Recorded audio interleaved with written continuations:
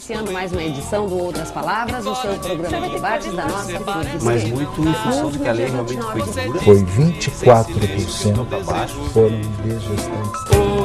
Outras Palavras. Olá, estamos iniciando mais uma edição do Outras Palavras, o seu programa de debates da nossa FURG TV.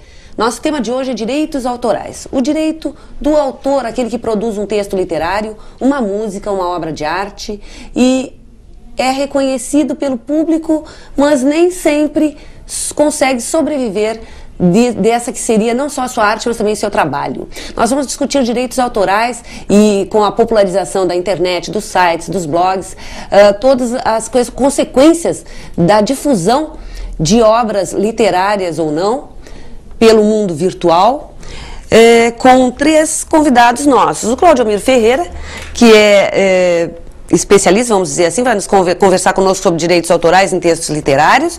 O Gabriel Hernandes, que é formando em Direito pela FURG e cujo trabalho de conclusão do curso é justamente sobre direitos autorais, né? E o Luiz Felipe Spinelli, que é músico, graduado em letras, né? E também é coordenador de um blog bastante conhecido no mundo musical, que é o Young Rother Foxtrot.blogspot.com. O Claudiomiro vai conversar com a gente sobre direitos autorais em textos literários, que é, na internet hoje, uma das grandes questões em termos de direitos autorais, né? A gente tem exemplos de textos que tomaram conta do mundo virtual e supostamente tem uma autoria, mas ninguém consegue, na verdade, provar a autoria de alguma coisa que está na internet, né? Como é que vocês estão acompanhando isso e como é que tu acompanhas pessoalmente essa questão aqui em Rio Grande, Claudiomiro? Bom, em primeiro lugar, eu queria fazer só uma correção quanto à questão do especialista. Eu não tenho formação nessa área. Algumas pessoas acham que eu sou formado em Direito e tal, porque eu abordo muita questão legal. Sim. Mas o meu trabalho surgiu, o que eu faço? É por interesse mesmo? Eu comecei a trabalhar com traduções, comecei a me interessar por traduções, e aí me deparei com a questão do direito autoral, da questão do domínio público, obras que são ou não de domínio público. O primeiro trabalho que eu traduzi, na época eu tinha informação de que eram 50 anos que uma obra caía em domínio público. E depois de meses de dedicação, eu continuei pesquisando o assunto, aí eu descobri que tinha aumentado para 70 anos o prazo. E aí eu senti a necessidade de me inteirar mais a respeito disso aí para não cair em outros erros. Não incorrer em erros. Em outros erros, porque a minha ideia é continuar nessa área da tradução. E aí Sim, a tua especialização não é uma especialização formal, mas tu trabalhas diretamente com essa questão e tens procurado ser um autodidata nessa área. Justamente. Dessa minha incursão nessa área, eu acabei montando uma espécie de palestra, que eu uso como orientação para as pessoas. Nessa palestra eu costumo colocar que eu não sou agente cultural e também não sou crítico literário. Certo. Então, para mim, qualquer coisa é passível de publicação.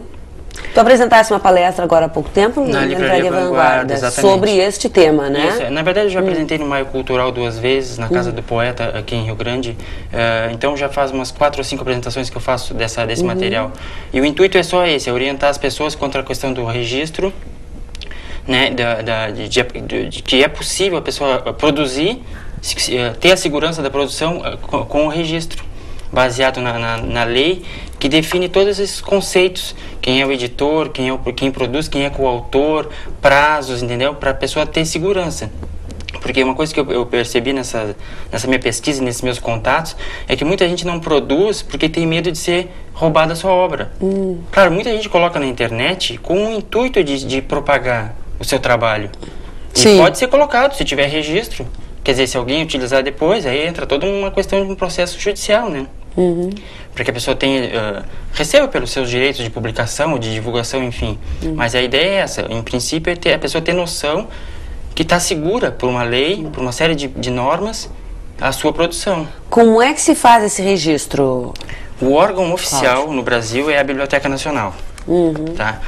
A lei 5.988, que foi revogada pela 9.610, ela só fica valendo no artigo 17, que é o que define os lugares. Por exemplo, aqui, para a segurança dos seus direitos, o autor da obra intelectual poderá registrá-la conforme sua natureza na Biblioteca Nacional, na Escola de Música, no caso de Letras e Melodias, enfim, na Escola de Belas Artes da Universidade Federal do Rio de Janeiro, no Instituto Nacional do Cinema, no caso de roteiros, né?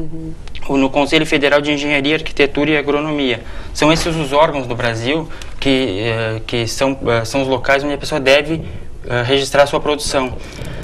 O meu foco é a questão literária, né? Os livros, as traduções, enfim, as poesias. E para isso é a Biblioteca Nacional, o Escritório de Direitos Autorais, que faz parte da Biblioteca Nacional, no caso no Rio de Janeiro, né? Então, esse é o órgão oficial para se fazer o registro. E aí, claro, na minha palestra, nos meus estudos, eu acabei juntando uma série de informações. Os formulários, o que precisa, o número de cópias, se a obra é inédita ou não, entendeu? O fato de ter que rubricar todas as páginas, todos os procedimentos, eu compilei. Eu entrei no site, pesquisei, até porque o site ele tem tem muitas informações que às vezes conflitam, então eu compilei tudo isso. Eu fiz um roteiro para a pessoa poder mandar, porque uma coisa importante em relação à Biblioteca Nacional é que é preciso mandar tudo bem certo, como eles pedem. Só que, eventualmente, uma ou duas links assim, do site, tem uma informação, tem numa página e não tem na outra, compreende? Então eu compilei tudo isso para facilitar. Porque a minha ideia é justamente essa, é fornecer para as pessoas os caminhos, as facilidades para que elas possam ter segurança. E é isso que eu tento passar nas minhas conversas que eu tenho com as pessoas. E aí, claro, ali tem toda uma série de passos, né? Como rubricar, enfim, tem que ser encadernado numa pasta polionda e tal. Não é difícil. A proposta da palestra é justamente isso, é demonstrar para as pessoas que não é difícil registrar sua produção. Sua produção, não é. Muito pelo contrário, é muito fácil. Até porque, uma coisa que eu enfoco muito é o seguinte, eu sempre faço essa pergunta para as pessoas, o que vocês querem ser? Escritores, editores ou vendedores? Porque tem gente que... A pessoa pode produzir seu livro e vender artesanalmente, não tem problema. Ela pode não registrar, pode registrar, enfim. As variedades são muitas, né? As possibilidades são muitas. E é isso que eu quero, eu gosto muito de deixar isso bem claro para as pessoas. Quer procurar uma editora? Pode. Quer produzir seu próprio livro? Pode. Quer mandar para a editora distribuir? Pode. Quer a pessoa mesmo vender nas esquinas ou nas feiras, enfim... Tudo isso é possível, mas o que eu quero é levar informação às pessoas, para que elas tenham noção das possibilidades. Essa é a minha principal proposta com esse trabalho da palestra, né? Certo. Eu queria falar com o Gabriel, que é graduando em Direito aqui na FURG. E o trabalho de conclusão do Gabriel é justamente sobre direitos autorais. Que tipo de conclusão tu chegasse, Gabriel? O teu foco foi o mercado rio-grandino, regional, nacional, mundial? Como é que... Na verdade, o foco do trabalho foi em relação ao mercado mundial, que vem acontecendo no mundo todo. Sim. Por ser músico há quase 10 anos, né? Sempre aqui trabalhando em Rio Grande... Também aproveitando a formação que eu estava tendo em Direito, eu resolvi unir os dois e procurei como tema de curso, de conclusão de curso, fazer os direitos autorais e a música. Ou seja, o tema do meu trabalho é o consumo da música digital e os direitos autorais. Aborda a respeito da legalidade de uma prática popularizada no mundo todo, que é baixar música pela internet, o que acredito que focasse realmente no mundo musical. Exatamente, no mundo musical. Sim. Na proteção que teria uma música no momento que se bota ela na internet e se disponibiliza para milhões de pessoas no mundo todo, bilhões de pessoas que têm acesso à internet, baixar essa música para estocar em HD, enfim, e escutar no seu dia a dia. Entendeu? Se a gente abordou a legalidade dessa prática, porque hoje em dia a realidade é muito diferente de uma obra literária, alguma coisa assim. Essa prática da música foi disseminada no mundo todo. Hoje em dia... Sim, graças à internet. Graças à internet. Hoje em dia muitas pessoas praticam esse tipo de...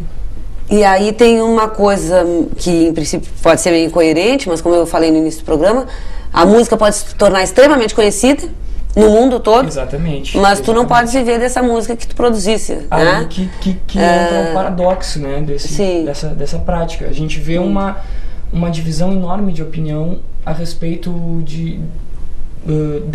dessa prática, seria legal, se não seria legal.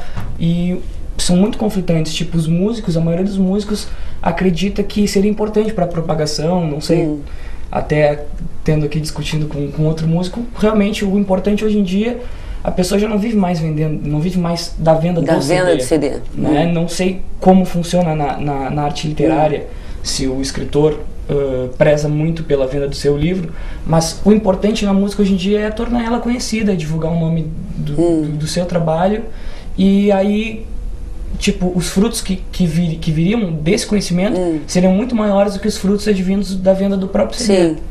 Na verdade, então, os músicos daqui pra frente, eles vão trabalhar em cima de shows, de tornar sua obra conhecida e a venda ou a sobrevivência do músico vai ser a partir de shows. Sim, e marketing. Na verdade, virtual. Com a pesquisa a gente descobriu que o principal prejudicado da história, na verdade, foram as gravadoras, né?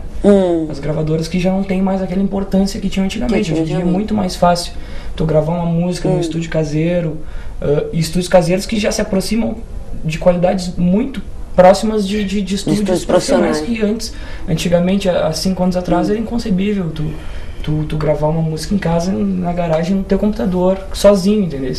Hoje em dia tu já faz tudo sozinho, já bota a música, disponibiliza ali, em pouco tempo ela já está no mundo todo, e aí que tá, pelo conhecimento. Essa queda, a redução do papel da gravadora, ela quer dizer, por exemplo, que os músicos terão mais domínio da chamada indústria cultural, indústria musical?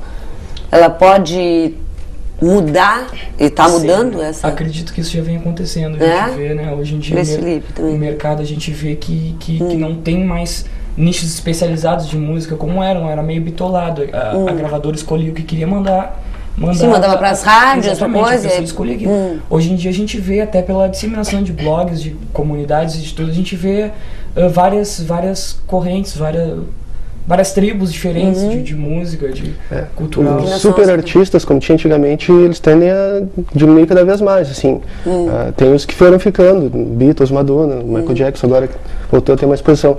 Mas o que acontece mais agora é nichos cada vez mais especializados, com o público já direcionado, e aí a internet tem esse papel por levar justamente para o público-alvo as bandas, assim. Sim. Eu citei o blog do Luiz Felipe no início, porque eu sei que o teu blog tem algumas coisas assim, de sucesso internacional.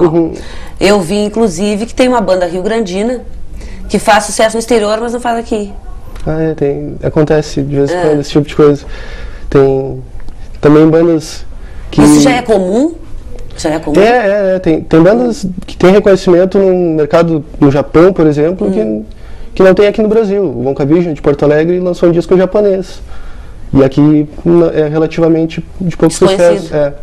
Então, nesse sentido, a internet é uma ferramenta muito importante para as bandas, né? Porque vai ser uma publicidade que a gente não tinha como alcançar antes. Que até o papel que as gravadoras não cumpriam bem. E aí eu acho que eles estão ficando para trás por não saberem... Claro, porque os critérios utilizados nem sempre são os de qualidade, por exemplo. Sim, entra toda a questão de arte versus comércio, né? A gravadora está preocupada com o lucro. Com o lucro dela. E no mundo capitalista eles estão dentro da lógica certa.